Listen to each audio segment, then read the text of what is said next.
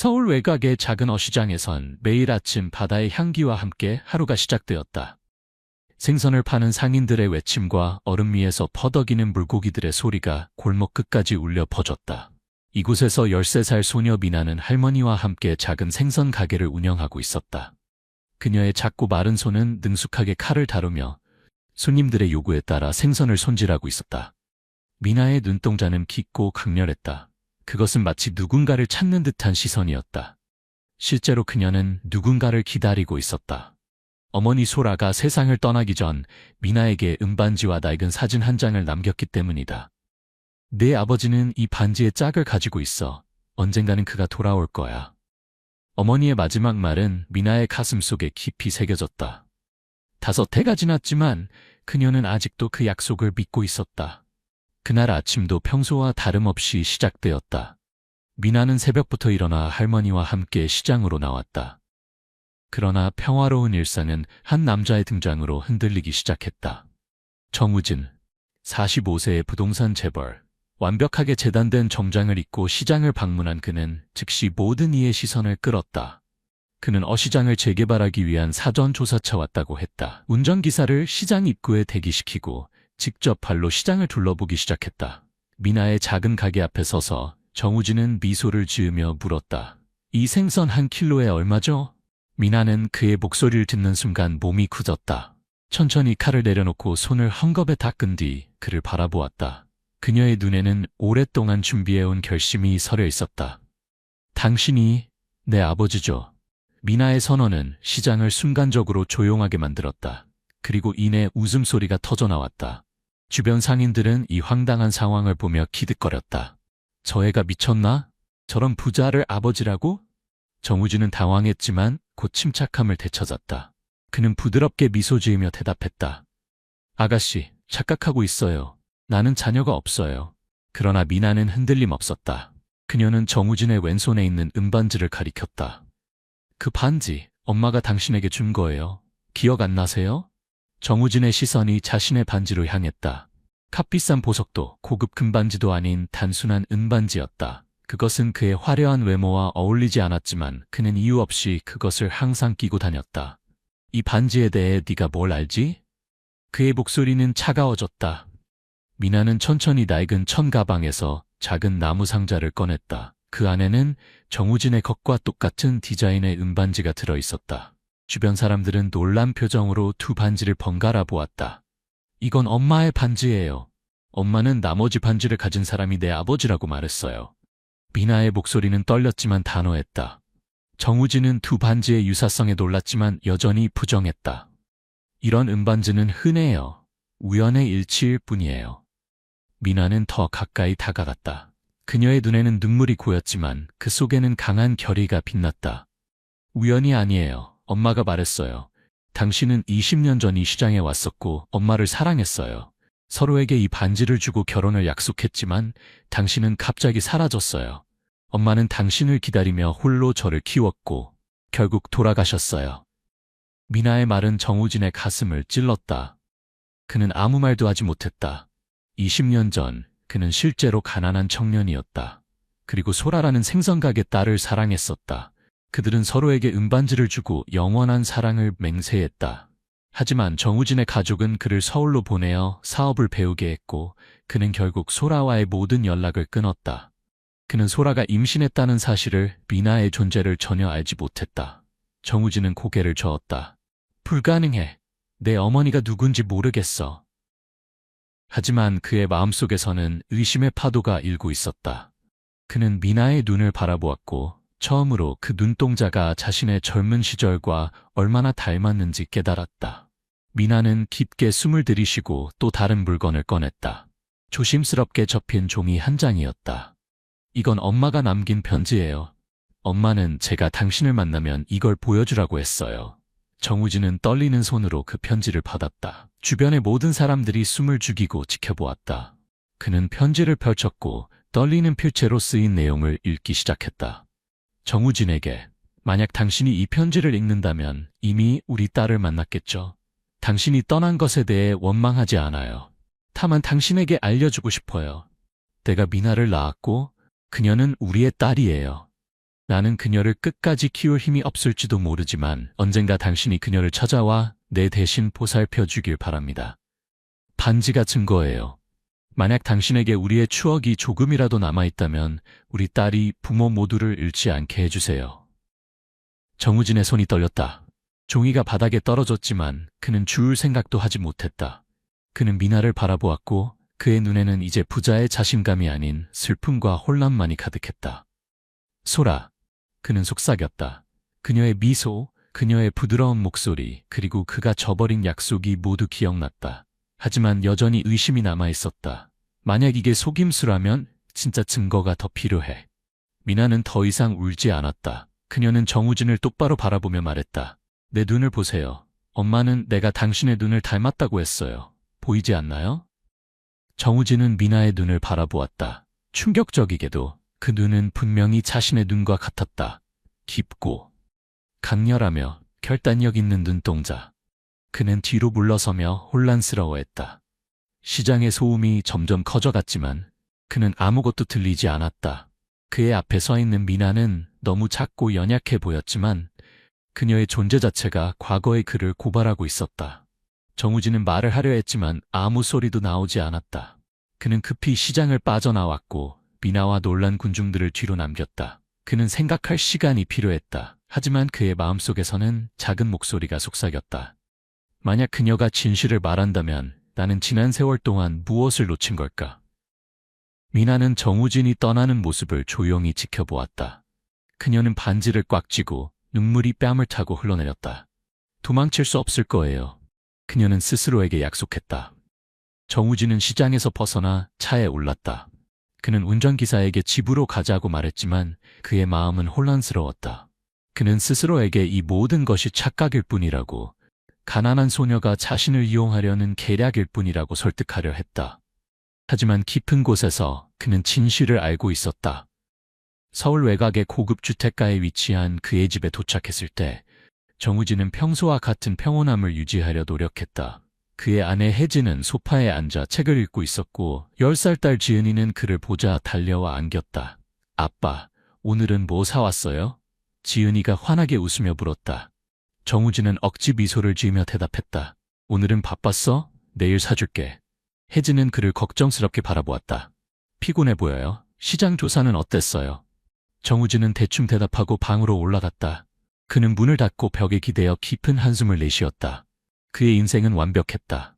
사랑하는 아내, 귀여운 딸, 그리고 안정된 사업. 그는 가난한 청년에서 존경받는 사업가로 성장했다. 하지만 이제 과거의 유령이 그의 모든 것을 위협하고 있었다. 그는 반지를 손가락에서 빼서 테이블 위에 올려놓았다. 빛이 반지에 반사되어 오래된 흠집들을 더욱 선명하게 보여주었다. 미나의 말이 다시 그의 머릿속에 울렸다. 이 반지는 엄마가 당신에게 준 거예요. 정우진은 고개를 젓고 스스로에게 말했다. 불가능해. 20년 전에 소라와 헤어졌어. 만약 그녀가 임신했다면 왜 나를 찾지 않았을까? 하지만 곧 그는 20년 전 자신이 고향을 떠날 때 연락처를 남기지 않았다는 것을 기억했다. 그는 과거를 완전히 지우고 새로 시작하고 싶었던 것이다. 소라는 그를 찾을 방법이 없었고 만약 그때 그녀가 임신했다면 미나는 그 결과일 것이다. 그 시각 시장에서는 미나가 여전히 생선 가게 옆에 서 있었다. 사람들은 흩어졌고 그녀는 복잡한 생각에 잠겨 있었다. 그녀는 반지와 편지를 꽉 쥐고 눈물은 이미 마른 채 강한 결의만이 남아 있었다. 그는 계속 부정할 수 없을 거야. 미나는 속삭였다. 그녀는 시장 끝에 있는 허름한 집으로 돌아갔다. 그곳에서 병약한 할머니가 낡은 침대에 누워 있었다. 어디 갔었니? 늦었구나. 할머니가 기침하며 물었다. 미나는 할머니 옆에 앉아 조용히 대답했다. 그를 만났어요, 할머니. 엄마가 말했던 그 사람을. 그는 저를 믿지 않았지만 저는 그가 인정하게 할 거예요. 할머니는 미나를 걱정스럽게 바라보았다. 너무 깊이 관여하지 마라. 그런 부자들은 쉽게 상대할 수 있는 사람들이 아니야. 하지만 미나는 고개를 저었다. 저는 그의 돈이 필요 없어요. 다만 그가 엄마가 얼마나 고통받았는지 그리고 제가 그의 딸이라는 것을 알았으면 해요. 다음 날 아침 정우진은 평소처럼 일상을 유지하려 노력했다. 그는 회사에 가서 시장 재개발 프로젝트에 관한 회의에 참석했지만 집중할 수 없었다. 눈을 감을 때마다 그는 미나의 눈동자를 보았다. 젊은 시절 자신의 눈과 똑같은 그 눈동자를. 점심시간 그가 사무실에 앉아 있을 때 비서가 노크 후 들어왔다. 비서의 표정이 약간 긴장된 것 같았다. 사장님, 한 소녀가 찾아왔습니다. 자신이 사장님의 딸이라고 주장합니다. 정우진은 놀라 펜을 떨어뜨렸다. 뭐라고? 그가 반응할 틈도 없이 미나가 비서의 저지를 무시하고 문을 밀고 들어왔다. 그녀는 여전히 낡은 옷을 입고 있었고 진흙 묻은 고무 신발을 신고 있었지만 그녀의 눈에는 결의가 빛났다. 여기서 숨을 수 있다고 생각하셨나요? 미나가 높은 목소리로 말했다. 비서는 당황하여 묻기 시작했다. 사장님, 경비를 불러야 할까요? 하지만 정우진은 손을 들어 제지했다. 괜찮아, 그냥 나가줘. 둘만 남게 되자 정우진은 일어서서 침착함을 유지하려 노력했다. 네가 원하는 게 뭐야? 이미 말했잖아. 나는 내 어머니가 누군지 몰라. 미나는 앞으로 나와 반지와 편지를 책상 위에 올려놓았다. 다시 읽어보세요. 모른 척 할 수 없어요. 저는 당신의 돈이 필요 없어요. 단지 당신이 진실을 인정하길 바랄 뿐이에요. 정우진은 책상을 내려다보았지만 다시 편지를 만질 용기가 없었다. 넌 이해 못해. 그의 목소리가 낮아졌다.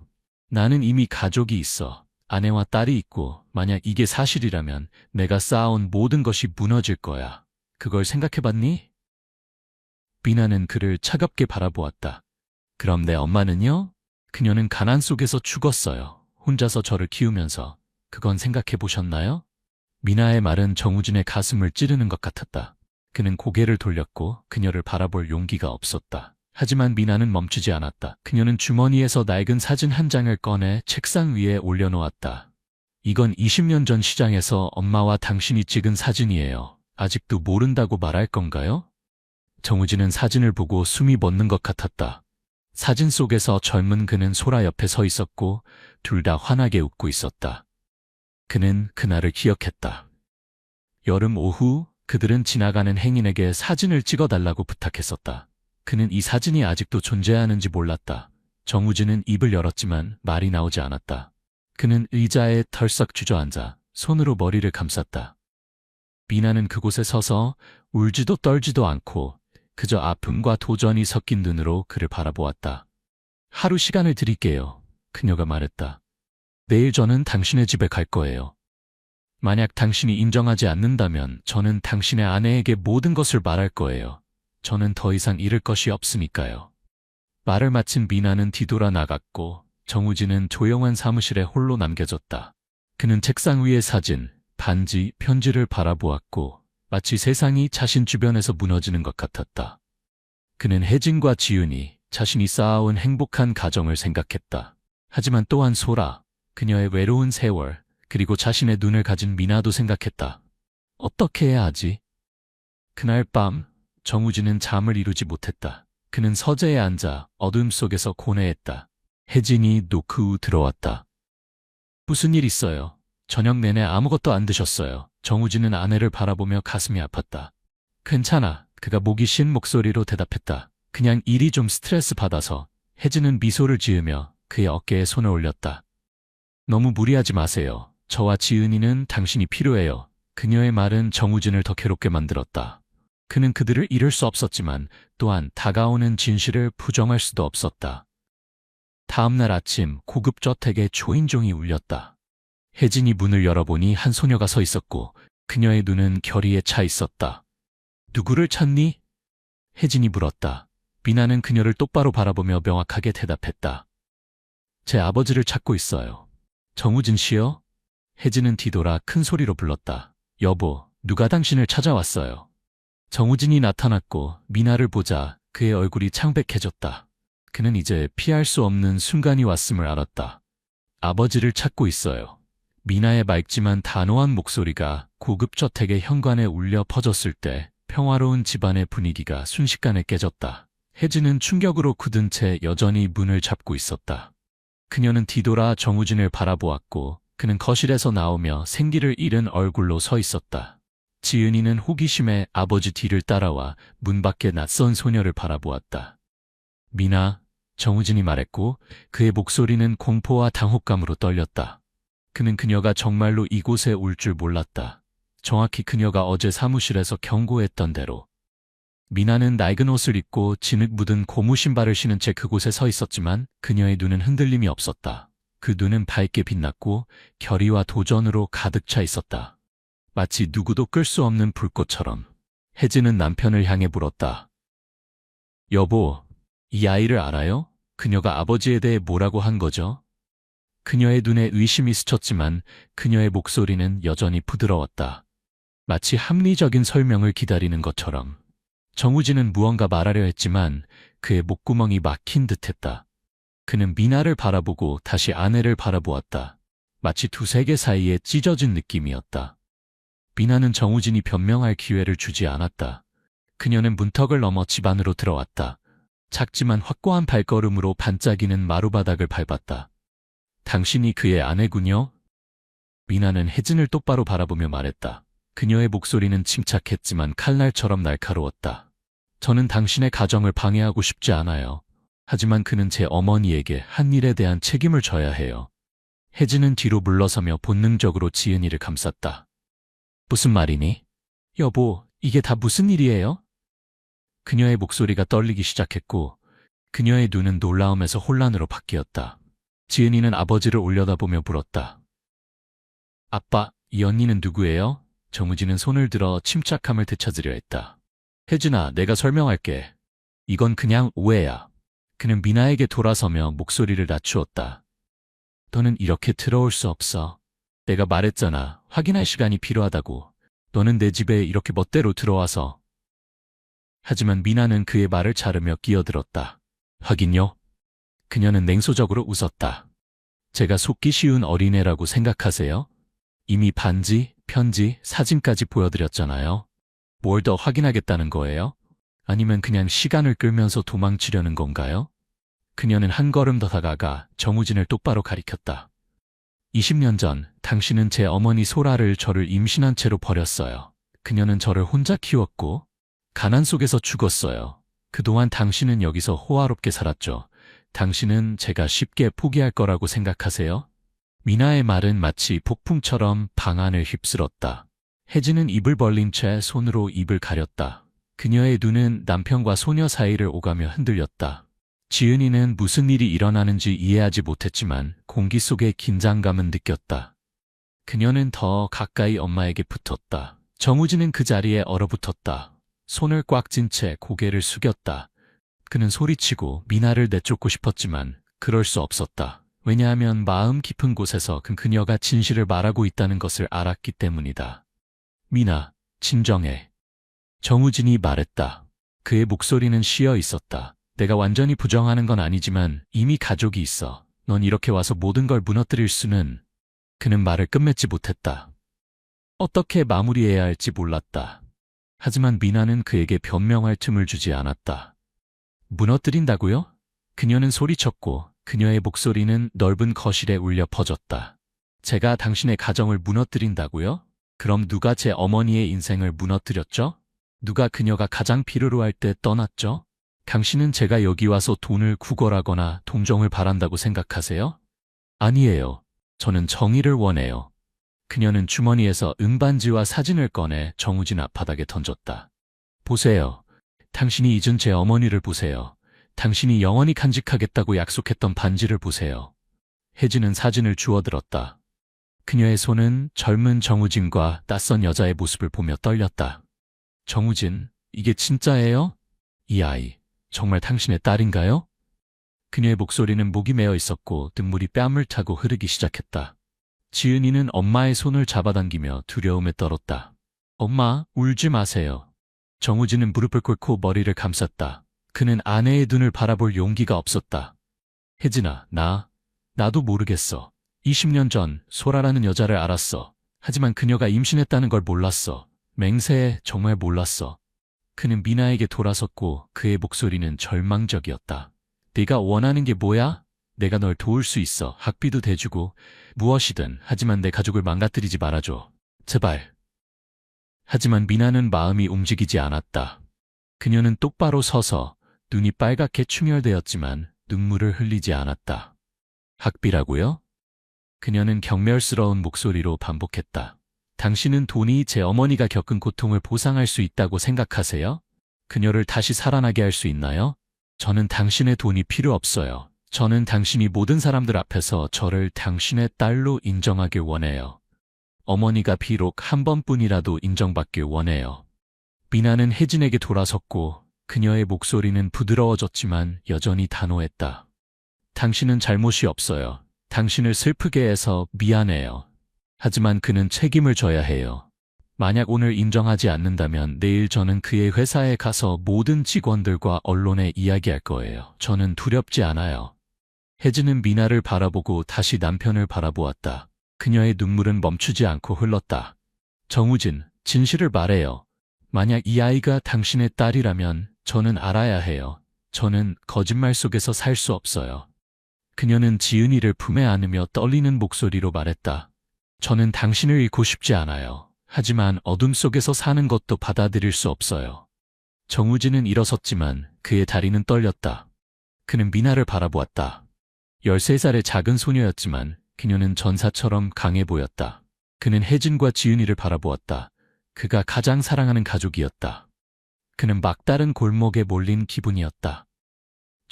시간이 필요해요. 모든 것을 정확히 알아볼게요. 하지만 부탁해. 이걸 크게 만들지 말아줘. 부탁이야. 미나는 고개를 저었고 그녀의 눈에는 감정이 없었다. 당신은 20년 동안 알아볼 시간이 있었지만 잊어버리기로 선택했어요. 이제 당신에게는 선택권이 없어요. 내일 만약 당신이 시장에 와서 모든 사람들 앞에서 인정하지 않는다면 제가 당신이 숨을 곳이 없게 만들 거예요. 그녀는 뒤돌아 고급 저택을 나갔고 마치 폭풍이 지나간 것처럼 무거운 공기를 남겼다. 혜진은 소파에 주저앉아 지은이를 안고 흐느꼈다. 정우진, 누구를 믿어야 할지 모르겠어요. 지은이는 엄마에게부터 두려움에 물었다. 엄마, 저 언니는 누구예요? 왜 울어요? 정우진은 대답하지 않았다. 그는 거기 얼어붙은 채 서 있었고 그의 마음은 텅 비어 있었다.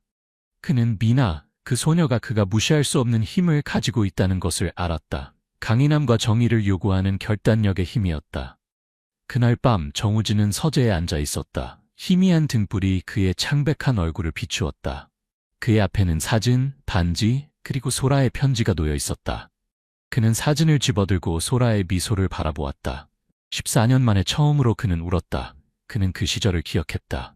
순수한 사랑, 그가 지키겠다고 약속했던 맹세, 하지만 그는 떠나버렸고 소라는 그가 전혀 모르는 아이와 함께 남겨졌다. 이제 그 아이 미나는 국어라는 것이 아니라 그를 과거와 대면시키기 위해 일어섰다. 다음 날 아침 정우진은 거울 앞에 서서 정장을 바로 잡았지만 그의 눈은 잠을 이루지 못해 움푹 들어가 있었다. 그는 오늘이 결정의 날임을 알았다. 미나는 그를 도망칠 수 없는 상황으로 몰아넣었다. 그는 집을 나서며 혜진에게 아무 말도 하지 않았다. 단지 쪽지 한 장만 남겼다. 이 일을 해결할게. 걱정하지 마. 하지만 그의 마음속에서 그는 미나를 다시 마주칠 때 어떻게 할지 확신하지 못했다. 시장에서 미나는 생선가게 옆에 서 있었다. 그녀의 날카로운 눈은 군중을 훑어보았다. 그녀는 정우진이 올 것임을 알았다. 그가 원해서가 아니라 그녀가 그를 강제했기 때문에. 그녀는 반지를 꽉 쥐고 속삭였다. 엄마, 오늘 저는 엄마에게 정의를 가져다 줄게요. 시장의 아침은 여느 때와 같이 분주했지만 오늘은 공기가 다른 느낌이었다. 사람들의 목소리, 물고기가 튀는 소리, 그리고 생선 특유의 냄새가 긴장감과 섞여 있었다. 이나는 자신의 작은 생선 가게 옆에 서서 평소처럼 능숙하게 생선을 손질했지만 그녀의 눈은 끊임없이 군중을 살폈다. 그녀는 오늘이 결정의 날임을 알았다. 주머니 속의 은반지는 그녀의 사명을 상기시켰다. 어머니를 위한 정의, 그 대가가 무엇이든. 정우진이 시장 입구에 나타났다. 그는 여전히 회색 정장을 입고 있었지만 더 이상 자신감이 넘치지 않았다. 그의 눈은 깊게 가라앉아 있었고 얼굴은 밤새 잠을 이루지 못해 창백했다.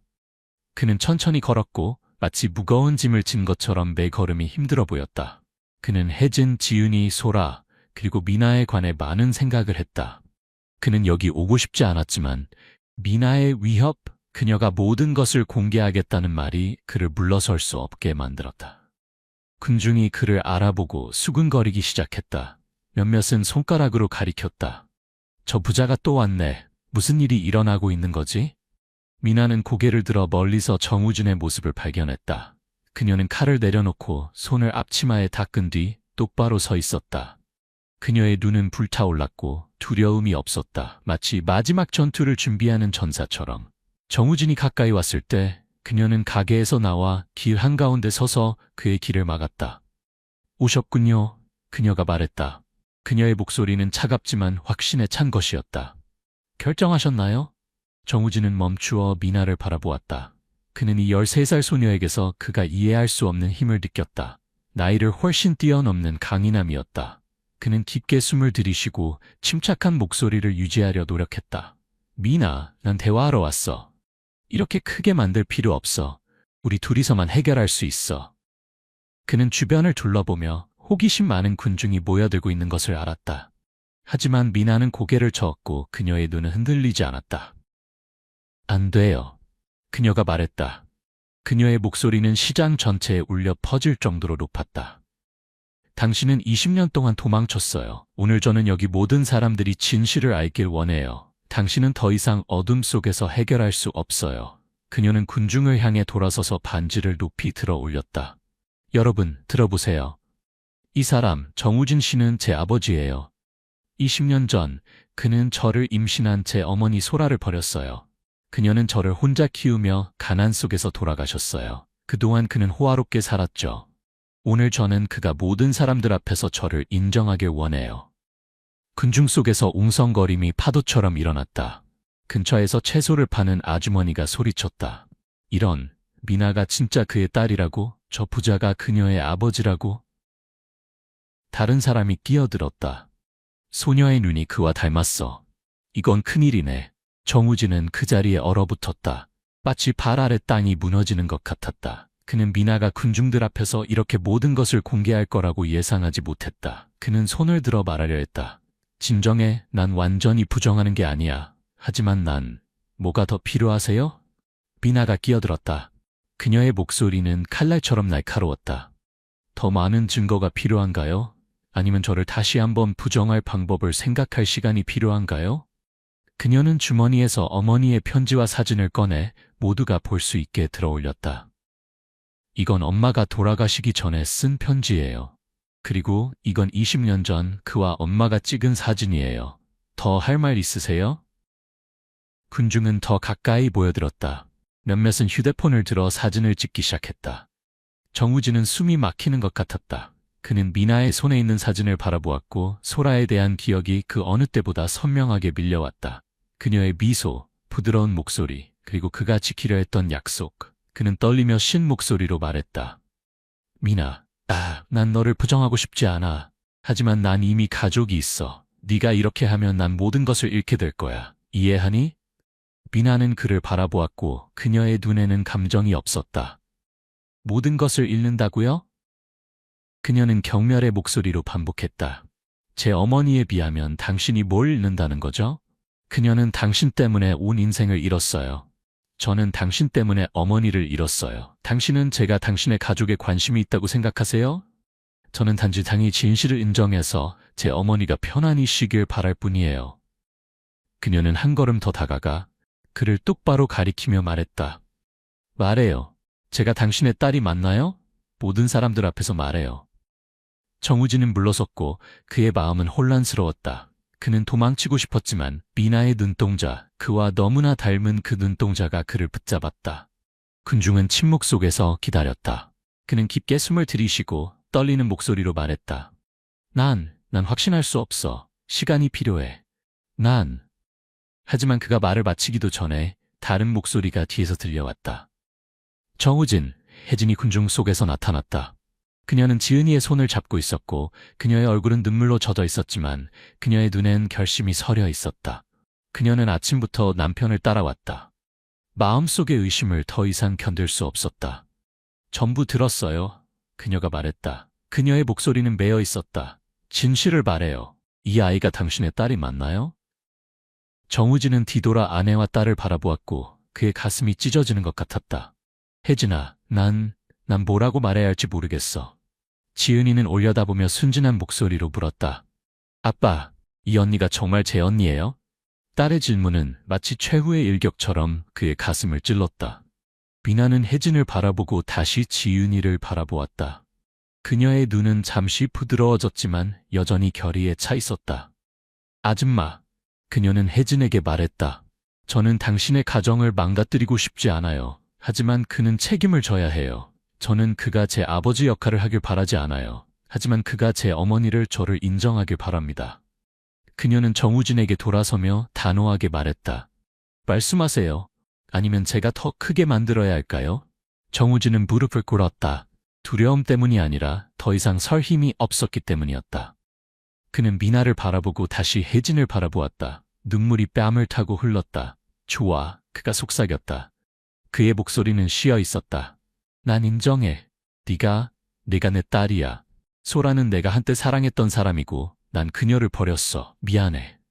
그는 고개를 숙이고 더 이상 쳐다볼 수 없었다. 군중들이 웅성거렸고 수군거림이 시장 전체에 퍼졌다. 미나는 그곳에 서 있었다. 그녀의 손은 힘없이 늘어졌지만 그녀의 눈은 더 이상 차갑지 않았다. 그녀는 이겼지만 그 승리의 기쁨은 없었다.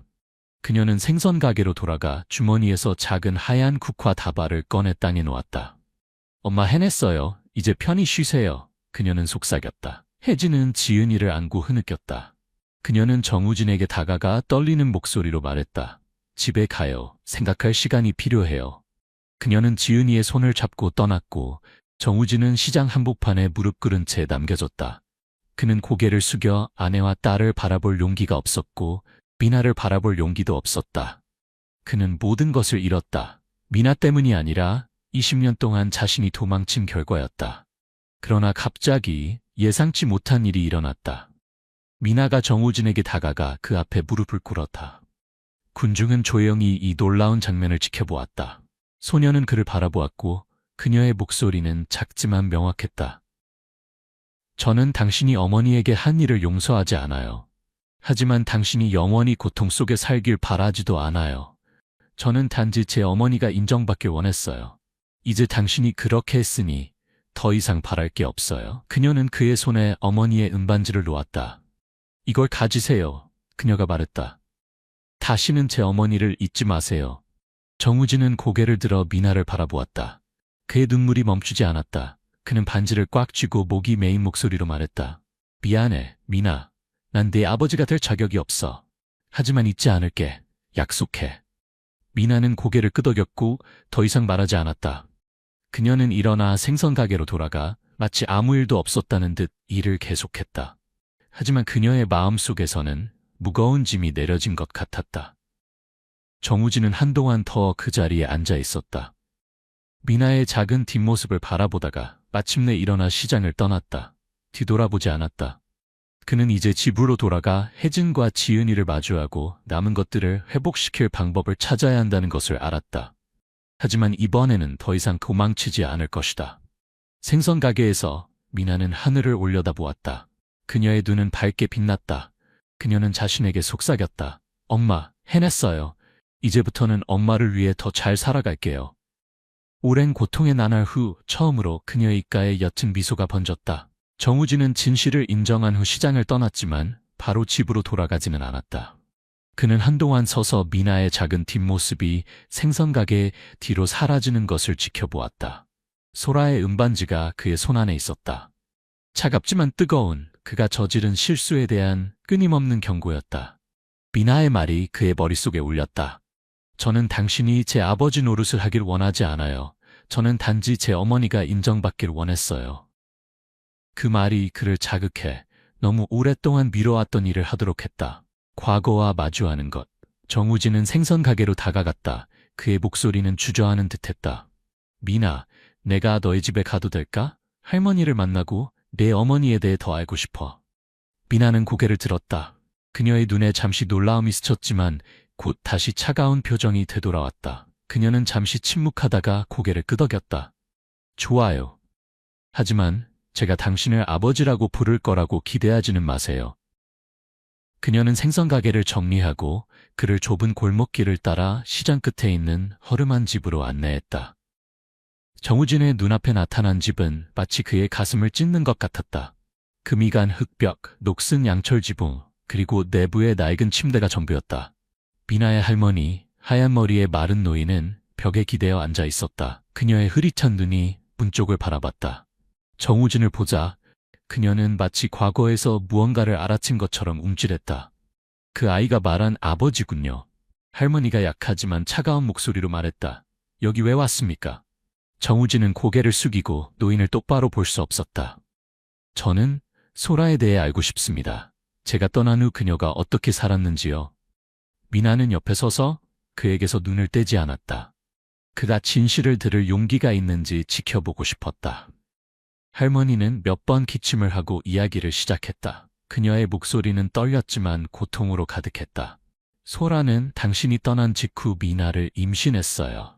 그녀는 당신이 어디로 갔는지 몰랐고 당신을 찾을 방법도 없었어요. 그녀는 밤마다 울었지만 원망하지는 않았어요.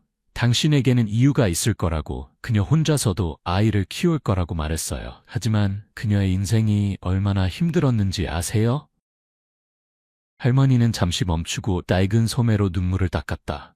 소라는 시장에서 밤낮으로 일했어요. 아침부터 밤까지 생선을 팔았죠. 뱃속의 아이는 점점 커져갔지만 그녀는 우유를 살 돈도 없었고 도와줄 사람도 없었어요.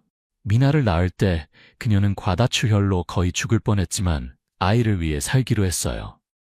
정우진은 앉아서 떨리는 손으로 머리를 감쌌다. 그는 뭔가 말하고 싶었지만 목구멍이 메어 있었다. 할머니는 계속했다. 출산 후 소라는 매우 약해졌지만 여전히 일했어요. 그녀는 결핵에 걸려 몇 년 동안 피를 토했어요. 내가 병원에 가보라고 했지만 그녀는 어머니, 제가 일을 쉬면 미나는 뭘 먹고 살죠? 라고 말했어요. 미나가 8살 때 소라는 이 집에서 저 침대에서 죽었어요. 떠나기 전 그녀는 내 손을 잡고 말했어요. 어머니, 언젠가 미나의 아버지가 돌아오면 그를 원망하지 마세요. 하지만 그에게 미나에 대해 알려주세요. 할머니의 이야기는 정우진의 가슴을 칼로 찌르는 것 같다.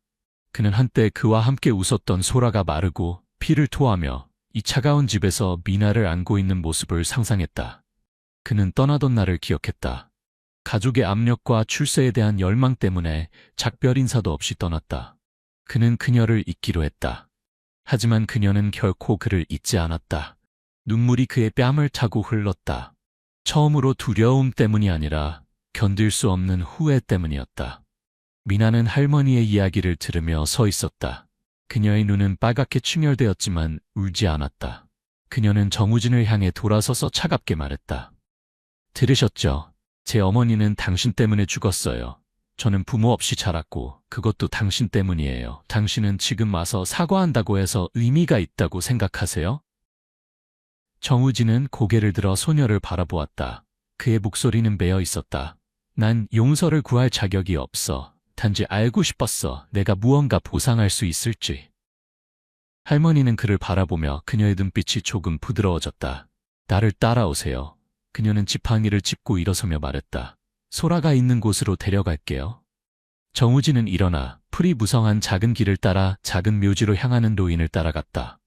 미나는 아무 말 없이 뒤따랐지만 그녀의 눈은 여전히 단호했다. 마치 이 순간을 직접 목격하고 싶은 것처럼. 소라의 묘 앞에서 단순하게 이름이 새겨진 삐뚤어진 비석을 마주한 정우진은 무릎을 꿇었다. 그는 은반지를 묘 앞에 놓고 눈물이 멈추지 않았다. 소라야, 그가 속삭였다. 그의 목소리는 감정으로 가득했다. 미안해. 네가 이렇게 고통받은 줄 몰랐어. 네가 혼자 아이를 낳고 혼자 죽은 줄 몰랐어. 난 최악의 인간이야. 정말 미안해. 그는 고개를 숙이고 흐느꼈다. 마치 모든 고통을 쏟아내려는 듯 땅을 치며 울었다. 할머니와 미나는 뒤에 서서 조용히 그를 지켜보았다. 미나는 주먹을 꽉 쥐었지만 울지 않았다. 그녀는 이미 어머니를 위해 충분히 울었다. 정우진이 고급 저택으로 돌아왔을 때는 이미 밤이었다. 그는 집으로 들어갔고 그의 눈은 공허했으며 얼굴은 마치 영혼을 잃은 사람처럼 창백했다. 혜진은 소파에 앉아 이미 식은 찻잔을 들고 있었다. 그녀는 정우진이 돌아온 것에 놀라지 않았다. 그녀는 아침에 시장에 있었고 그가 미나를 자신의 딸로 인정하는 것을 들었으며 그가 소녀와 함께 떠나는 것을 보았다. 하지만 그 후 그가 어디로 갔는지 그의 침묵이 그녀의 마음을 무겁게 했다. 혜진은 찻잔을 내려놓고 일어섰다. 그녀의 목소리는 작았지만 감정으로 가득했다. 미나와 함께 있었죠? 정우진은 고개를 끄덕였고 아무 말도 하지 않았다. 그는 의자에 주저앉았다. 혜진은 그를 바라보았다. 그녀의 마음은 사랑과 상처 사이에서 갈등했다. 그녀는 시장에서 그의 무너짐을 목격했고 미나의 이야기를 들었으며 그가 무릎을 꿇고 인정하는 것을 보았다. 그의 후회를 알았지만 그것이 그녀의 가슴 속 상처를 지울 수는 없었다. 남편이 다른 가족을 버렸다는 것을 알게 된 아내의 고통. 어디 갔었어요? 시장 이후에? 혜진이 떨리는 목소리로 물었다. 정우진은 고개를 들었고 그의 눈은 충혈되어 있었다. 미나의 할머니 집에 갔어. 그녀가 소라에 대해 말해줬어. 내가 떠난 후 그녀가 겪었던 모든 것에 대해. 그리고 난 그녀의 묘에 갔어. 용서를 구했어. 그는 떨리는 목소리로 소라의 힘든 삶, 결핵과 그녀의 외로운 죽음에 대해 자세히 말했다. 혜진은 듣고 있었고 눈물이 그녀의 뺨을 타고 흘렀다. 그녀의 손은 주먹을 꽉 쥐고 있었다. 어떻게 느껴야 할지 모르겠어요. 혜진이 목이 메어 말했다. 소라가 불쌍해요. 미나도 불쌍해요. 하지만 당신에게도 화가 나요. 당신은 그들을 버렸고 이제 여기 돌아와 용서를 구하는 것처럼 행동하네요. 마치 아무 일도 없었던 것처럼. 당신은 나를 생각했나요, 정우진? 난 14년 동안 당신을 믿었어요. 하지만 이제 난 바보 같아요. 그녀는 고개를 돌려 그가 그녀의 눈물을 보지 못하게 했다. 정우진은 일어서서 그녀에게 다가갔지만 그녀를 만질 용기가 없었다. 혜진아, 내가 용서받을 자격이 없다는 걸 알아. 난 소라가 임신한 것을 몰랐지만 그건 변명이 안 돼. 내가 잘못했고 이 죄책감을 평생 안고 살 거야. 네가 원하는 건 뭐든지 할게. 혜진은 돌아서서 그를 바라보았다. 그녀의 눈은 고통스럽고 지쳐 보였다. 난 당신을 잃고 싶지 않아요. 하지만 시간이 필요해요. 당신은 자신이 저지른 일의 결과와 함께 살아야 해요. 나와만이 아니라 미나와도. 그날 이후 정우진은 자책과 후회의 소용돌이에 빠졌다. 그는 혜진과 지은이에게 보상하려 노력했지만 딸을 볼 때마다 미나의 모습이 떠올랐다. 그의 눈을 가진 소녀, 하지만 결코 그를 아버지라 부르지 않는 소녀. 매일 밤 그는 소라가 마르고 피를 토하며 비난 없는 눈으로 그를 바라보는 꿈을 꾸었다. 그는 땀에 젖은 채 깨어났고 가슴은 아팠다. 그 고통은 단순한 상실이 아니라 과거를 바꿀 수 없다는 사실 때문이었다. 미나에게 온전한 유년 시절을 줄 수 없다는 사실 때문이었다. 그는 몇 번 시장에 갔고 멀리서 미나가 일하는 모습을 지켜보았다. 소녀는 여전히 의연하게 생선을 팔고 할머니를 돌보았다. 그녀는 결코 그의 방향을 쳐다보지 않았다. 한 번은 그가 그녀의 집 앞에 돈을 놓고 갔지만 다음 날 미나는 그것을 돌려주었다. 짧은 쪽지와 함께 저는 당신의 돈이 필요 없어요. 당신의 고통으로 충분해요. 그 말은 마치 칼처럼 정우진을 찔렀다. 그는 자신이 치러야 할 대가가 돈이나 명성이 아니라 영원한 죄책감임을 깨달았다. 결코 사라지지 않을 정신적 고통임을. 미나는 여전히 허름한 집에서 자신의 삶을 살았다. 그녀는 정우진을 용서하지 않았지만 더 이상 그를 미워하지도 않았다. 그녀는 미소 짓는 법을 배웠고 할머니를 돌보며 자신의 힘으로 다시 학교에 다니기 시작했다. 어느 오후 그녀는 강가에 서서 흐르는 물을 바라보며 속삭였다. 엄마, 이제 괜찮아요. 저는 잘 살 거예요. 바람이 불어와 평화로운 느낌을 가져왔다. 정우진은 호화로운 저택에 앉아 창밖을 바라보았다. 그는 은반지를 꽉 쥐었고 그의 마음은 무거웠다. 그는 대가를 치렀다. 평생 지울 수 없는 상처로, 어떤 말로도 완화시킬 수 없는 고통으로. 비가 쏟아지는 서울 외곽의 작은 시장에서 운명은 두 영혼을 이어주었다. 한쪽은 모든 것을 가진 억만장자, 다른 한쪽은 아무것도 가지지 못한 소녀. 그들은 서로를 구원하며 인생의 참된 의미를 찾아가는 여정을 시작한다. 서울 외곽의 낡은 시장. 검은 구름이 하늘을 뒤덮고 폭우가 쏟아지던 그날, 정수연은 그녀를 처음 만났다. 기사님, 잠시 이 시장에 들러주시겠어요? 집에 가져갈 채소를 좀 사고 싶습니다. 정수연은 운전기사 김씨의 부탁에 무심코 고개를 끄덕였다. 평소라면 귀찮아했을 부탁이었지만 오늘은 중요한 계약 체결 후의 해방감 때문인지 관대한 기분이었다. 그의 레스토랑 체인 한국의 맛은 이제 전국적인 프랜차이즈로 성장했고 오늘 해외 진출을 위한 첫 계약을 마쳤다. 검은 벤츠가 시장 입구에 멈춰섰다. 창밖으로 비에 젖은 시장의 모습이 보였다. 노점상들은 황급히 물건을 정리하고 있었고 사람들은 우산을 쓴 채 발걸음을 재촉했다. 그때였다. 저기 봐요, 저 아이. 김 기사가 중얼거렸다. 수연의 시선이 향한 곳에 한 소녀가 있었다. 13살 정도로 보이는 소녀는 어깨에 채소가 가득 담긴 작은 바구니를 메고 있었다. 놀라운 것은 소녀에게 팔이 없다는 사실이었다. 양쪽 어깨에서 끝나는 몸, 그러나 소녀는 특별히 제작된 끈으로 바구니를 어깨와 허리에 묶어 옮기고 있었다. 빗물에 미끄러운 길, 소녀는 한 발짝 한 발짝 조심스럽게 내디뎠다. 바구니의 무게와 빗줄기의 압력이 소녀를 억누르는 듯했다. 수연은 자신도 모르게 소녀의 발걸음을 지켜보고 있었다. 그리고 예견된 듯한 순간 갑작스러운 돌풍이 불었다. 소녀의 바구니가 흔들렸고 균형을 잃은 소녀는 진흙탕으로 쓰러졌다. 채소들이 흩어졌고 소녀의 머리가 도로변 돌에 부딪혔다. 붉은 피가 빗물과 섞여 흘러내렸다. 수연은 본능적으로 차 문을 열었다. 기다려요, 정 회장님. 김 기사가 외쳤지만 이미 수연은 빗속으로 뛰어들고 있었다. 비에 흠뻑 젖은 채 수연은 소녀 곁에 무릎을 꿇었다. 소녀의 얼굴은 참백했고 이마에서는 피가 흘러내렸다. 가냘픈 맥박이 느껴졌다. 꼬마야, 정신 차려. 수연이 소녀의 얼굴을 가볍게 두드렸지만 반응이 없었다. 망설임 없이 그는 소녀를 안아들었다. 가벼웠다. 더 가벼워서 수연의 가슴이 아팠다. 가장 가까운 병원으로 빨리요. 그가 차에 올라 외쳤다. 벤츠는 빗길을 가르며 달렸다. 수연은 소녀를 품에 안은 채 그녀의 이마에서 흐르는 피를 손수건으로 압박했다. 고급 양복이 피로 얼룩졌지만 그는 신경 쓰지 않았다. 이 순간 그의 머릿속에는 오직 소녀의 안전만이 있었다. 누구지? 수연은 속으로 생각했다. 부모님은? 어떻게 이런 날씨에 혼자? 병원에 도착하자 응급실 의사들이 재빨리 소녀를 이송했다. 수연은 병원 복도에 홀로 서 있었다. 빗물과 피로 젖은 그의 양복은 흉한 모습이었지만 그의 시선은 응급실 문에 고정되어 있었다. 팔이 없는 소녀, 할머니와 단둘이 산다고 해요. 매일 채소를 팔러 시장에 나온다네요. 간호사들의 대화가 수연의 귓가에 들려왔다. 그는 마음이 무거워졌다. 자신이 누리는 호화로운 삶과 소녀의 현실 사이의 격차가 그를 압도했다. 의사가 나왔다. 경미한 뇌진탕입니다. 다행히 생명에는 지장이 없지만 출혈이 심해 즉시 수술이 필요합니다. 의사는 말을 이어갔다. 문제는 비용이. 제가 모든 비용을 책임지겠습니다. 수연이 단호하게 말했다. 최선의 치료를 부탁드립니다. 그는 명함을 꺼내 의사에게 건넸다.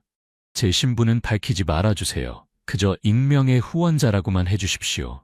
수연은 왜 자신이 이토록 낯선 소녀에게 마음이 쓰이는지 이해할 수 없었다. 하지만 무언가가 그를 이끌었다. 어쩌면 그것은 오랫동안 잊고 있던 자신의 인간성이었을지도 모른다. 윤민지는 어둠 속에서 희미한 빛을 보았다. 의식이 돌아왔을 때 그녀는 낯선 천장을 바라보고 있었다. 머리가 지끈거렸고 온몸이 아팠다. 할머니, 그녀가 중얼거렸다. 깨어났구나. 다행이다. 옆에 있던 간호사가 다가왔다. 민지는 혼란스러웠다. 마지막으로 기억나는 것은 빗속에서 넘어졌다는 것. 그 이후는 모두 어둠이었다. 여기가 어디죠? 할머니는요? 병원이란다. 할머니께는 연락드렸어. 곧 오실 거야. 넘어져서 머리를 다쳤는데 다행히 한 분이 널 도와주셨어. 누가요? 익명의 후원자라고 하셨어. 그분이 모든 치료비를 내셨단다. 민지의 눈에 눈물이 고였다. 낯선 이의 친절함이 그녀의 가슴을 따뜻하게 만들었다. 13년의 짧은 인생 동안 그녀는 이런 무조건적인 친절함을 거의 경험해보지 못했다. 민지의 할머니 박순자 여사가 도착했을 때 그녀의 눈은 걱정으로 가득했다. 76세의 노인은 손녀의 병상을 향해 떨리는 걸음을 내디뎠다. 우리 민지야. 할머니가 손녀의 이마를 쓰다듬었다. 괜찮아요, 할머니. 좀 아프지만 괜찮아요. 민지가 미소 지었다. 순자 여사는 의사와 이야기했고 익명의 후원자에 대해 알게 되었다. 그녀는 감사의 눈물을 흘렸다. 세상에 아직 선한 사람들이 있구나. 그녀가 중얼거렸다. 민지가 병원에 있는 동안 놀라운 일들이 일어났다. 그들의 작은 집이 수리되었고 할머니의 약값과 생활비를 위한 상당한 금액이 전달되었다.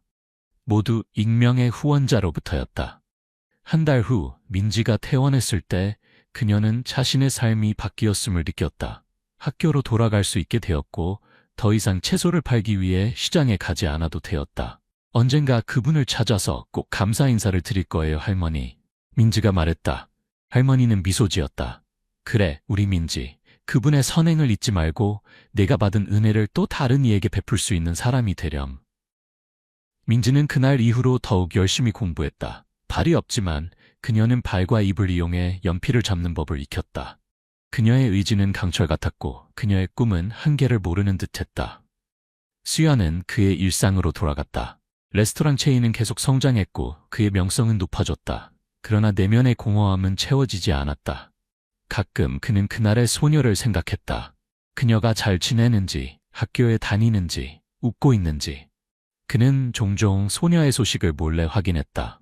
그녀가 장학금을 받고 상위권 성적을 유지한다는 소식에 그는 진심으로 기뻤다. 민지를 도운 것은 그의 인생에서 가장 의미 있는 일 중 하나였다. 하지만 그는 자신의 정체를 밝히지 않았다. 이것은 명예나 감사를 바라는 행동이 아니었기 때문이다.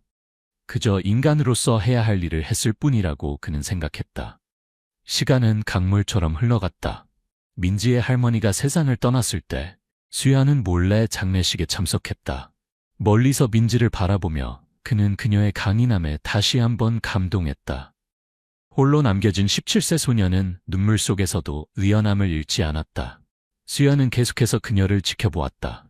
민지가 대학에 입학하고 법학을 선택했을 때 그는 자랑스러웠다. 그녀가 장애인 권리를 위한 학생단체에 가입하고 봉사활동에 참여할 때 그는 그녀의 성장을 지켜보며 미소 지었다. 10년의 시간이 흘렀다. 그동안 그들의 삶은 각자의 방향으로 흘러갔지만 운명은 그들을 다시 한번 이어줄 준비를 하고 있었다. 서울 강남의 호화로운 레스토랑 한국의 맛 본점. 45세의 정수연은 이제 식품 산업의 황제라 불리는 인물이 되었다. 그의 레스토랑은 전국 각지에 분점을 두었고 해외에도 진출했다. 그의 얼굴은 경제 잡지 표지를 장식했고 그의 이름은 성공의 상징이 되었다. 하지만 화려한 겉모습과 달리 수연의 내면은 공허했다.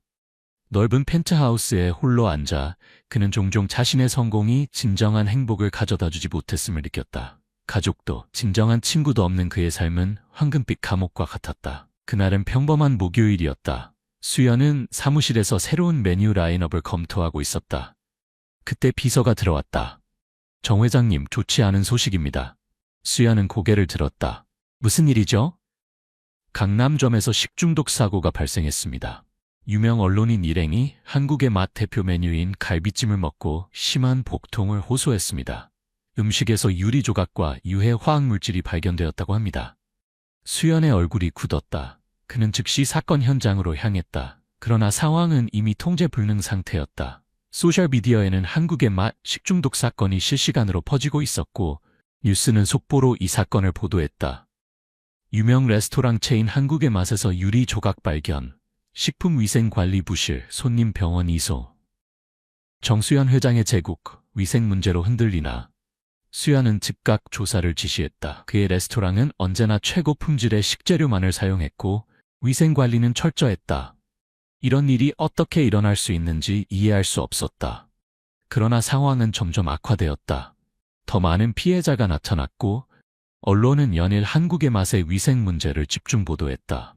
주가는 폭락했고 예약 취소가 쇄도했다.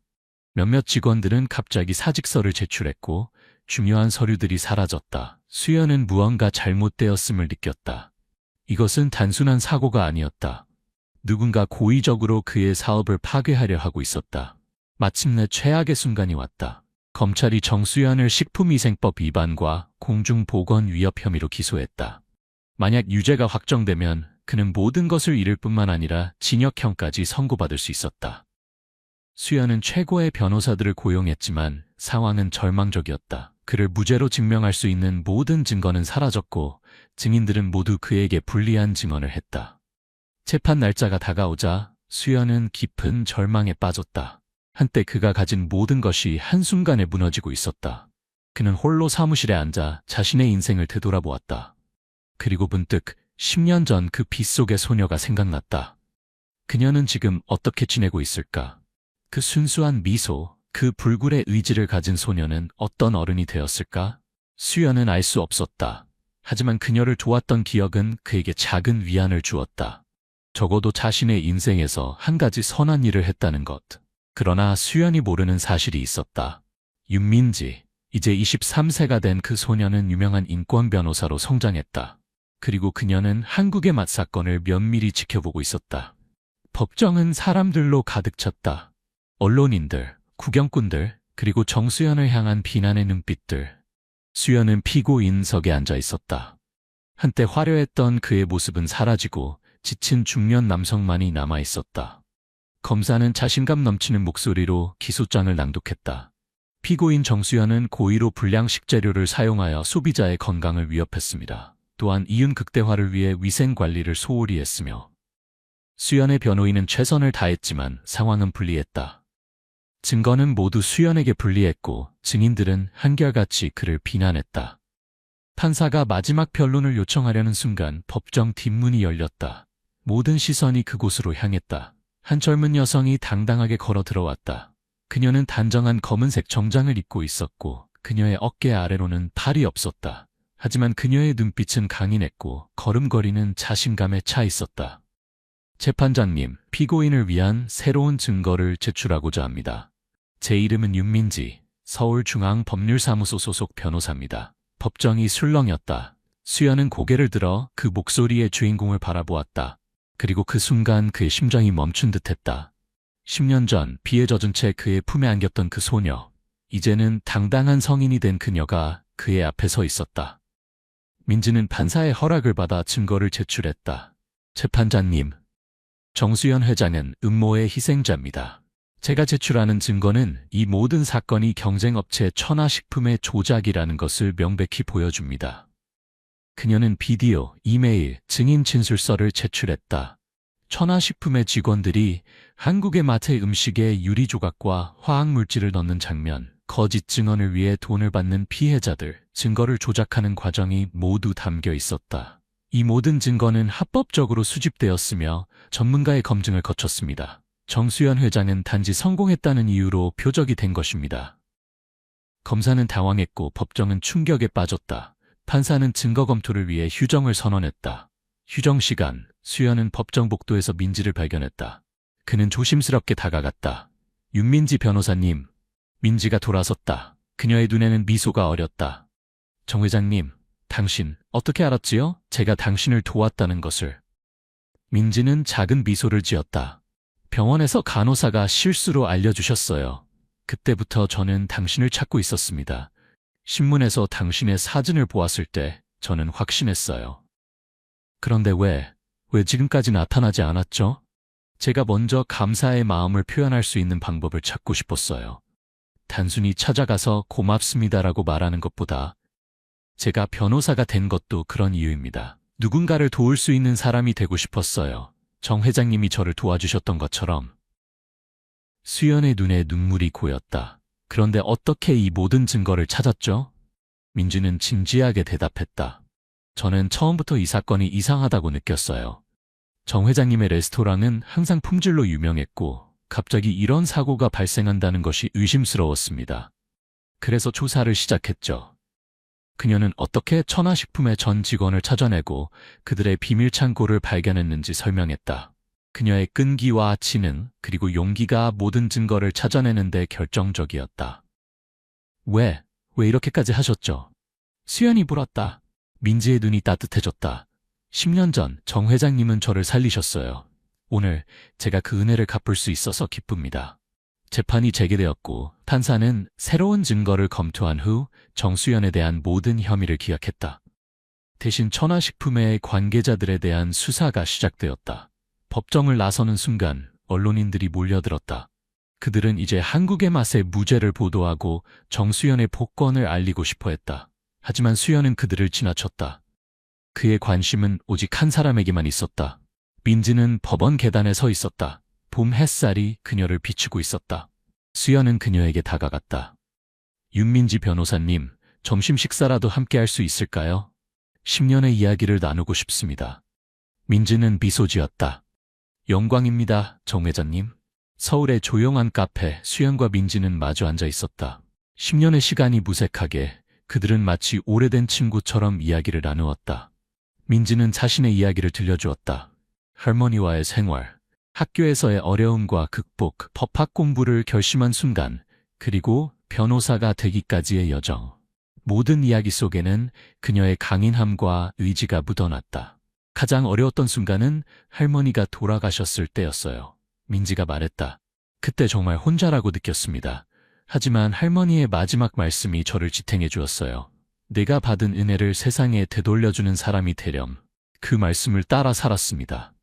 수연은 깊은 감동과 함께 민지의 이야기를 들었다. 성공과 부, 명예를 쫓으며 살아온 자신의 삶이 민지의 삶에 비해 얼마나 공허했는지 깨달았다. 저는 수연이 조용히 말을 이었다. 사업에만 집중하며 살았습니다. 돈과 성공만을 주었죠. 하지만 힘같은 진정한기와 목표를 가진 사람을 만나기 전까지 제 인생에 무엇이 부족한지 몰랐습니다. 민지는 그를 이해한다는 듯 미소 지었다. 모두가 각자의 길을 갑니다. 정 회장님은 많은 사람들에게 일자리를 제공했고 훌륭한 레스토랑으로 기쁨을 선사했어요. 그리고 그녀가 잠시 멈추었다. 무엇보다 한 작은 소녀의 삶을 구해주셨죠. 그들의 대화는 깊어졌다. 수연은 자신이 느꼈던 공허함과 외로움에 대해 이야기했고 민지는 장애를 가진 사람들이 직면하는 사회적 장벽에 대해 말했다. 두 사람은 서로 다른 세계에서 살아왔지만 그 순간 그들은 깊은 이해로 연결되어 있었다. 이제 어떤 계획이 있으신가요? 민지가 물었다. 수연은 창밖을 응시했다. 우선 한국의 맛을 재건해야 합니다. 하지만 이제는 다른 목표도 갖고 싶어요. 어떤 목표인가요? 아직 구체적이진 않지만 제 성공이 다른 이들에게도 의미가 있었으면 합니다. 당신처럼 목적 있는 삶을 살고 싶어요. 민지의 눈이 빛났다. 좋은 생각이세요. 그리고 제가 도울 수 있을 것 같아요. 그날 저녁 그들은 새로운 아이디어를 논의했다. 장애를 가진 청년들에게 요리를 가르치고 일자리를 제공하는 프로그램, 한국의 맛의 일부 수익을 어려운 이웃을 위해 기부하는 계획, 그리고 무엇보다 선한 행동의 씨앗이라는 재단 설립. 우리 함께 이 세상을 조금 더 나은 곳으로 만들어봐요. 민지가 제안했다. 수연은 그녀의 열정과 비전에 감동받았다. 그는 이제야 자신의 인생에서 진정한 목적을 찾은 것 같았다. 선한 행동의 씨앗 재단이 문을 연 지 1년이 지났다. 서울 외곽의 조용한 건물, 한때 버려진 창고였던 이곳은 이제 희망의 중심지가 되었다. 이른 아침 수연은 재단 건물로 향하는 길을 걸었다. 가을의 선선한 바람이 얼굴을 스쳤다. 45세의 나이에 그는 인생에서 가장 충만한 시간을 보내고 있었다. 재단 입구에 도착하자 그는 현관 위에 새겨진 문구를 바라보았다. 작은 친절이 큰 변화를 만든다. 이 문구는 민지가 선택한 것이었다. 그녀의 모든 결정에는 깊은 의미가 담겨 있었다. 건물 안으로 들어서자 활기찬 분위기가 그를 맞이했다. 요리교실에선 장애를 가진 청년들이 한국의 마태 셰프들에게 요리를 배우고 있었다. 다른 방에서는 법률 상담이 진행 중이었다. 복도를 지나면 컴퓨터 교육실과 미술교실이 있었다. 정 회장님 안녕하세요. 직원들이 반갑게 인사했다. 수연은 미소로 답했다. 이곳의 모든 사람들은 그를 회장님이라 불렀지만 그것은 이제 권위의 상징이 아닌 존경의 표현이었다. 민지의 사무실 앞에 도착했을 때 수연은 잠시 멈췄다. 문 너머로 그녀의 목소리가 들렸다. 그녀는 전화통화 중이었다. 네, 김 선생님. 그 아이들을 위한 장학금은 이미 준비되어 있습니다. 걱정하지 마세요. 수연은 미소 지었다. 민지는 항상 다른 이들의 필요를 우선시했다. 그녀의 열정과 헌신은 수연에게 끊임없는 영감을 주었다. 로크 후 들어가자 민지는 전화를 끊고 밝게 웃었다. 수연 씨, 오셨군요. 지난 몇 달간 그들은 서로를 좀 더 편하게 부르기 시작했다. 회장님과 변호사님이라는 공식적인 호칭은 점차 사라졌다. 오늘의 일정을 확인하러 왔어요. 수연이 말했다. 민지는 책상에서 태블릿을 집어들었다. 오늘 오후에 새로운 후원자들과의 미팅이 있어요. 그리고 저녁에는 한국의 맛 신촌점에서 장애인 요리사들의 첫 팝업 레스토랑 오픈이 있죠. 많은 사람들이 올 것 같아요? 이미 예약이 꽉 찼어요. 사람들은 장애를 극복하고 요리사가 된 청년들의 이야기에 감동받았나 봐요. 수연은 고개를 끄덕였다. 그들이 만든 음식도 정말 훌륭해요. 우리 베테랑 셰프들도 놀랐다더군요. 잠시 침묵이 흘렀다. 수연은 창밖을 바라보았다. 재단 마당에서는 몇몇 아이들이 놀고 있었다. 그중 한 소녀는 민지처럼 팔이 없었지만 해맑게 웃으며 친구들과 어울리고 있었다. 민지 씨, 수연이 조용히 말했다. 가끔 생각해요. 그날 비가 오지 않았다면, 당신이 넘어지지 않았다면 우리는 지금 여기 없었을 거라고. 민지는 생각에 잠겼다. 저도 그런 생각을 해요. 인생은 참 신비롭죠. 가장 어두운 순간이 때로는 가장 밝은 빛으로 이어질 수 있다는 것. 그녀는 의자에서 일어나 창가로 다가갔다. 할머니는 항상 말씀하셨어요. 모든 일에는 이유가 있다고. 어릴 때는 이해하지 못했지만 지금은 알 것 같아요. 수연은 그녀의 옆에 섰다. 그들은 함께 마당의 아이들을 바라보았다. 그들의 미래가 밝았으면 좋겠어요. 우리가 그렇게 만들 거예요. 민지가 확신에 찬 목소리로 대답했다. 오후의 미팅은 성공적이었다. 새로운 후원자들은 재단의 비전에 깊이 공감했고 추가 지원을 약속했다.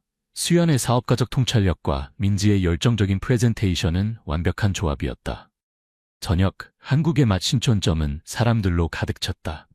장애를 가진 5명의 젊은 요리사들이 준비한 메뉴는 모두의 찬사를 받았다. 그들의 이야기가 각 테이블에 작은 카드로 소개되었고 손님들은 음식과 함께 감동을 맛보았다. 행사가 끝나고 수연과 민지는 레스토랑 옥상 테라스에 앉았다. 서울의 야경이 그들 앞에 펼쳐졌다. 오늘은 정말 특별한 날이었어요. 민지가 말했다. 수연은 고개를 끄덕였다. 당신 덕분이에요. 이 모든 것은 당신의 비전에서 시작되었으니까. 민지는 미소 지었다. 우리 둘 다의 공로예요. 저 혼자서는 할 수 없었을 거예요. 그들은 서로를 바라보았다. 10년의 시간과 수많은 경험이 그들을 이 순간으로 이끌었다. 그들은 이제 단순한 은인과 수혜자가 아니었다. 그들은 동반자였다. 같은 꿈을 향해 함께 걷는 영혼의 동반자. 민지 씨, 수연이 진지하게 말했다. 당신을 만난 것은 제 인생 최고의 축복입니다. 민지의 눈에 눈물이 맺혔다. 저도요, 수연 씨. 저도 당신을 만난 것이 제 인생 최고의 축복입니다. 그들의 손이 테이블 위에서 만났다. 미래는 불확실했지만 한 가지는 분명했다. 그들은 더 이상 혼자가 아니었다. 3년이 더 흘렀다. 선한 행동의 씨앗 재단은 이제 전국적으로 알려진 단체가 되었다. 장애인 취업 지원, 소외계층 법률 지원, 교육 기회 제공 등 다양한 프로그램을 통해 수천 명의 삶에 긍정적인 변화를 가져왔다. 수연의 한국의 맛 역시 새로운 정체성을 확립했다. 단순한 고급 레스토랑이 아닌 사회적 책임을 다하는 기업으로 거듭났다. 각 지점은 지역사회의 중심이 되었고 장애인 고용률은 업계 최고 수준이었다. 민지는 이제 장애인 권익을 위한 국내 최고의 변호사로 인정받았다. 그녀의 법률 지원으로 많은 제도가 개선되었고 장애인 차별금지법 개정안 통과에도 중요한 역할을 했다. 수연과 민지의 관계는 더욱 깊어졌다. 그들은 서로에게 없어서는 안 될 존재가 되었다. 비즈니스 파트너이자 친구, 그리고 서로의 가장 큰 지지자. 어느 봄날 수연은 특별한 결정을 내렸다. 그는 민지에게 저녁 식사를 제안했다. 한강이 내려다 보이는 조용한 레스토랑, 그들만을 위한 프라이빗 공간이었다. 저녁이 끝나갈 무렵 수연은 긴장된 표정으로 말을 꺼냈다. 민지 씨, 당신에게 말하고 싶은 것이 있어요. 민지는 그를 바라보았다. 무슨 일인가요? 우리가 만난 지 벌써 13년이 되었네요. 그 시간 동안 당신은 제 인생을 완전히 바꿔놓았어요. 수연은 잠시 숨을 고르고 계속했다. 처음에는 그저 도움이 필요한 소녀였고 나중에는 저를 구해준 영웅이었고 이제는 제 가장 소중한 동반자가 되었어요. 민지의 눈이 촉촉해졌다. 이제 저는 당신 없는 삶을 상상할 수 없어요. 함께 웃고 함께 일하고 함께 꿈꾸는 것. 이 모든 것이 제 인생의 가장 소중한 부분이 되었습니다. 수연은 주머니에 작은 상자를 꺼냈다. 유민지, 제 인생의 나머지를 당신과 함께하고 싶습니다. 당신의 파트너로, 당신의 지지자로, 당신의 동반자로 저와 결혼해 주시겠습니까? 민지는 놀라움과 감동으로 말을 잇지 못했다. 눈물이 그녀의 뺨을 타고 흘렀다. 수연 씨, 그녀가 마침내 목소리를 찾았다. 저도 당신 없는 삶을 상상할 수 없어요. 당신은 제 인생의 가장 큰 축복이에요. 그녀는 미소를 지었다. 네, 결혼하고 싶어요. 수연은 반지를 꺼내 민지의 목에 특별히 제작된 목걸이에 끼웠다. 그들은 서로를 바라보았고 그 눈빛 속에는 과거의 모든 아픔과 미래의 모든 희망이 담겨 있었다. 결혼식은 조용하게 진행되었다. 재단의 정원에서 그들이 도운 사람들과 가까운 친구들만 초대하여 민지는 특별히 디자인된 웨딩드레스를 입었고 수연은 평생 가장 행복한 미소를 지었다. 서약을 엑스체인징할 때 민지는 자신의 방식으로 감동적인 순간을 만들었다.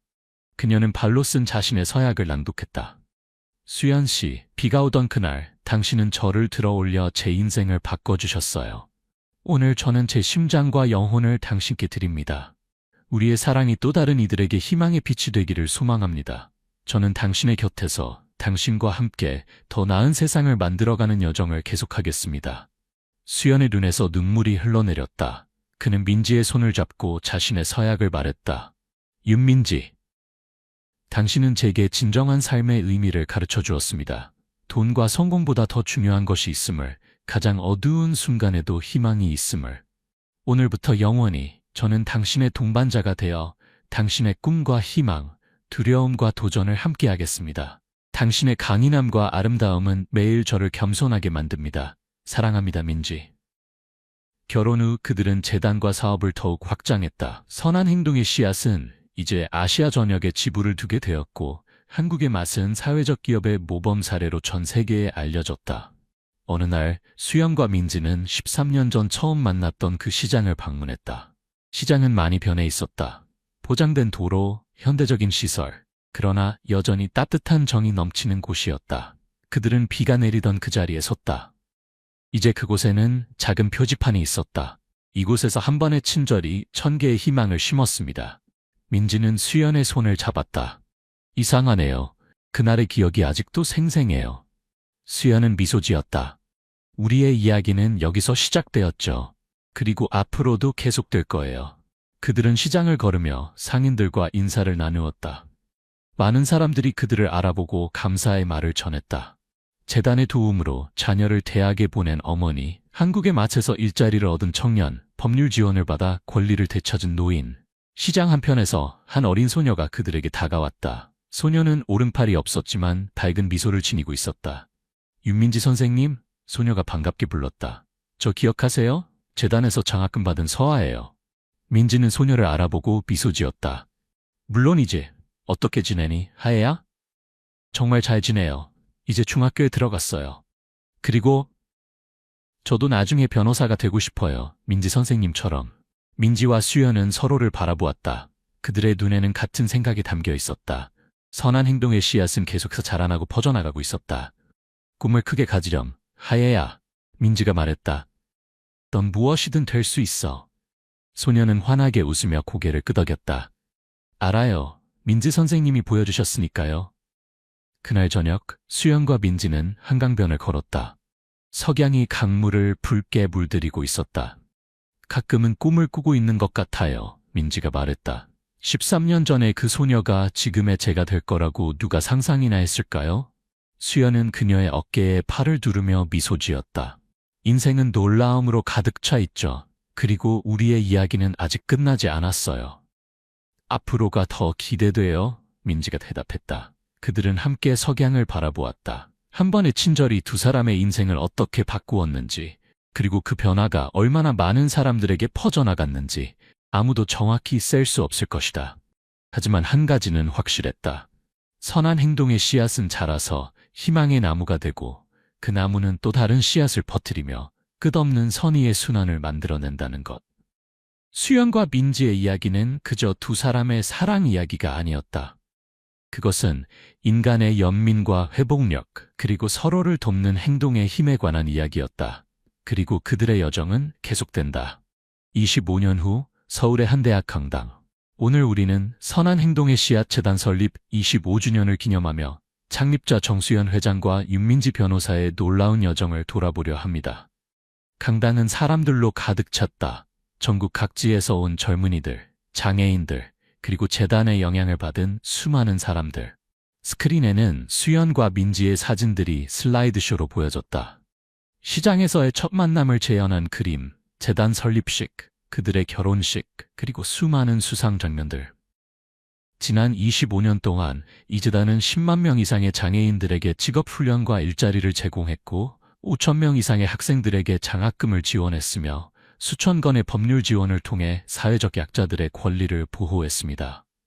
관객들이 박수를 쳤다. 그리고 무엇보다 한 번의 친절이 1000개의 희망을 심는다는 그들의 철학은 우리 사회 전체에 퍼져나가 수많은 사람들이 자신만의 선한 행동의 씨앗을 심도록 영감을 주었습니다. 강단 위에 이제 70세가 된 정수연과 58세의 윤민지가 자리에서 일어났다. 세월은 그들의 외모를 변화시켰지만 그들의 눈빛에는 여전히 같은 열정과 사랑이 담겨 있었다. 수연이 마이크를 잡았다. 25년 전 우리는 단지 한 사람의 삶을 변화시키는 것으로 시작했습니다. 하지만 우리가 배운 것은 한 사람의 변화가 얼마나 멀리, 얼마나 넓게 퍼져나갈 수 있는지입니다. 민지가 이어받았다. 여러분 각자가 자신만의 씨앗을 가지고 있습니다. 그것은 친절한 말 한마디일 수도, 도움이 필요한 이에게 내미는 손길일 수도, 혹은 불의에 맞서는 용기일 수도 있습니다. 그 씨앗이 얼마나 작아 보이든 그것을 심으세요. 여러분은 그 씨앗이 어떤 숲을 이루게 될지 상상조차 할 수 없을 것입니다. 관객 중에서 서아애가 일어섰다. 이제 38세가 된 그녀는 민지의 뒤를 이어 장애인 권익을 위한 유명한 변호사가 되었다. 저는 13살 때 윤민지 선생님을 만났습니다. 하애가 말했다. 그날 이후로 저는 나도 할 수 있다고 믿게 되었습니다. 오늘 이 자리에 있는 많은 분들처럼 저는 정수연 회장님과 윤민지 선생님의 씨앗이 자라난 결과입니다. 강당은 감동의 박수로 가득 찼다. 행사가 끝난 후 수연과 민지는 대학 캠퍼스를 천천히 걸었다. 봄바람이 벚꽃잎을 흩날렸다. 25년이 흘렀네요. 수연이 말했다. 때로는 너무 빠르게 지나간 것 같아요. 민지는 미소 지었다. 하지만 우리는 그 시간을 잘 보냈어요. 그들은 캠퍼스 중앙에 있는 작은 연못 앞에 멈춰 섰다. 연못 한가운데에는 청동 조각상이 있었다. 팔이 없는 소녀가 비를 맞으며 서 있고 한 남자가 그녀를 안아 올리는 모습이었다. 조각상 아래에는 간단한 문구가 새겨져 있었다. 한 번의 만남, 수천 개의 희망. 가끔은 그날로 돌아가고 싶어요. 민지가 조용히 말했다. 그 시장, 그 비, 그 순간이 없었다면 오늘의 우리도 없었을 테니까요. 수연은 그녀의 어깨를 감싸 안았다. 우리는 행운아예요, 민지. 서로를 찾았으니까. 그리고 우리의 목적을 찾았으니까요, 민지가 덧붙였다. 그들은 석양 속에서 나란히 걸었다. 두 사람의 그림자가 길게 늘어져 하나로 합쳐졌다. 그날 밤 그들의 집에서 수연은 오래된 사진첩을 꺼냈다. 첫 페이지에는 낡은 신문 스크랩이 붙어 있었다. 13년 전 민지가 수연을 위해 법정에 섰던 그날의 기사였다. 우리의 여정은 계속되고 있어요. 수연이 말했다. 그리고 우리가 심은 씨앗들도. 민지는 고개를 끄덕였다. 그 씨앗들은 우리가 떠난 후에도 계속 자랄 거예요. 그들은 침대에 누워 서로를 바라보았다. 세월은 그들의 얼굴에 주름을 새겼지만 그들의 눈빛은 여전히 처음 만났을 때처럼 빛나고 있었다. 수연 씨, 민지가 속삭였다. 감사해요. 그날 저를 안아주셔서. 수연은 그녀의 손을 잡았다. 아니, 민지. 내가 감사해요. 내 인생의 의미를 가르쳐 주어서. 창밖으로 서울의 밤하늘의 별들이 빛나고 있었다. 그것은 마치 그들이 심은 수많은 씨앗들이 하늘에 반영된 것 같았다. 작은 친절의 씨앗들이 빛나는 희망의 별이 되어 어둠 속에서도 길을 잃은 이들을 인도하고 있었다. 인생은 때로 우리가 기대하지 않은 방향으로 흘러간다. 한 번의 만남, 한 번의 결정, 한 번의 친절이 모든 것을 바꿀 수 있다. 수연과 민지의 이야기는 그런 순간의 힘을 보여주는 증거였다. 그리고 그들의 이야기는 계속될 것이다. 그들이 심은 씨앗 속에서, 그들이 변화시킨 삶 속에서, 그들이 영감을 준 마음 속에서 선한 행동의 씨앗은 결코 죽지 않는다. 그것은 자라고 번성하고 또 다른 씨앗을 맺어 끝없는 선의의 순환을 이어나간다. 그것이 바로 수연과 민지가 우리에게 남긴 유산이다.